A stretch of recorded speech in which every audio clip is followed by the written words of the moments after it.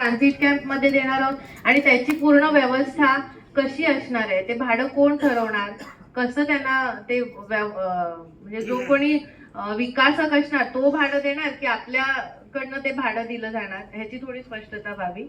आणि किती कालावधीमध्ये काम पूर्ण करणं बंधनकारक आहे. म्हणजे काही गोष्टी मी काही ठिकाणी मुंबईमध्ये असं बघितलंय की झोपडपट्टी पुनर्विकासासाठी लोक विस्थापित होतात, त्यांच्यासाठी ट्रान्झिट कॅम्प बांधला जातो आणि मग त्या ट्रान्झिट कॅम्प मध्ये लोक वर्षानुवर्ष राहतात, ती बिल्डिंग कधीच पूर्ण होत नाही. तर त्याला काहीतरी एक मर्यादा असणं गरजेचं आहे. तर तो कालावधी काय असणार आहे. तर ह्या आपलं प्रेझेंटेशन ऐकताना मला पडलेले हे काही प्रश्न आहेत. आणखीन कोणाला पडले असतील तर ते विचारतील, पण मला असं वाटतं की तुमच्याकडे सगळी उत्तरं ही आहेत.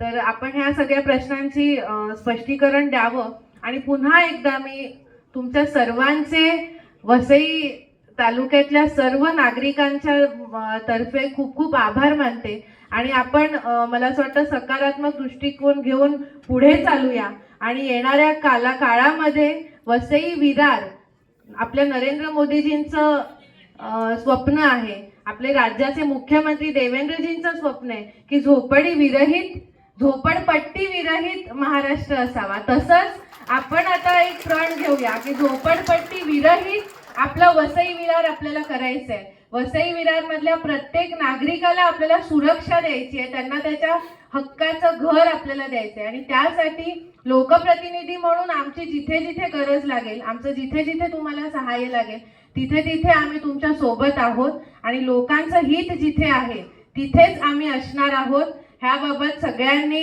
निश्चिंत राहावं असं मला वाटतं. त्यामुळे तुमचे पुन्हा एकदा मी आभार मानते आणि थांबते.